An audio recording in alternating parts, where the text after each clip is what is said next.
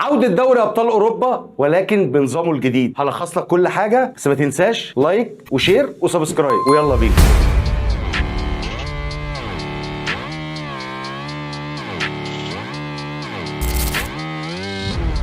رجع لنا دوري ابطال اوروبا السنه دي ولكن بنظام جديد. دور المجموعات ده اتلغى وبقى فيه دوري كامل من 36 فريق. ال 36 فريق بيتقسموا لاربع اقسام، جروب A وB وC وD، ده على حسب التصنيف لاخر 5 سنين. كل فريق هيلعب 8 ماتشات، هياخد من كل مستوى من الاول للرابع فريقين. القرعه تمت السنه دي بالذكاء الاصطناعي، كل فريق بيتسحب له قرعته عن طريق الكمبيوتر، مفيش اي تدخل بشري في الموضوع. كل فريق بيلعب 4 ماتشات على ارضه و4 ماتشات بره ارضه، بعكس النظام القديم اللي كان فيه ذهاب وعوده علشان كان فيه دور مجموعات. السنه دي هتتعمل بنظام دوري كامل 36 فريق بنظام النقط، يعني كل فريق بيلعب ال8 ماتشات بتوعه والنقط بتحدد له مركزه، وهناخد ال8 مراكز الاولى يصعدوا على طول لدور ال16، ومن المركز التاسع للمركز ال16 ده مستوى اول، ومن المركز ال17 للمركز ال24 ده مستوى تاني. هيتعمل لهم قرعه ويقابلوا بعض في ماتش ذهاب وعوده علشان يطلع منهم ال8 التانيين اللي يكملوا دور ال16. اما بقيه المراكز من المركز ال25 للمركز 36 دول بره البطوله، خلاص الموضوع انتهى. ما بقاش فيه نظام ان انت تلعب دوري اوروبي او دوري مؤتمر، انت ما بتنزلش المستوى ادنى، خلاص انت لعبت خسرت بره